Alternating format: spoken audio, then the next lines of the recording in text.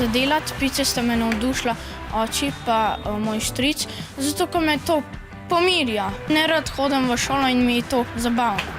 Dobra pica je taka napolitanska, to pomeni, da je debel rob vsaj 3 cm, pa tanka je na sredini 1 mm. Moja najljubša pica je margherita, to je pelati pa mozzarella. Testo je sestavljeno iz nič moka, pa skoraj nič groba.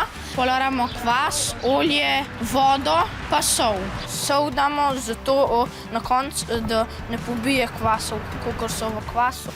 Evo, približno po 4 minutah je testo takle rato. Zdaj ga damo pa za 48 ur v hladilnik. Pač testo oshaja. S prsti gremo iz sredine do roba, da gre zrak v rob. To je moja tehnika, lahko tudi takole, kakorkoli.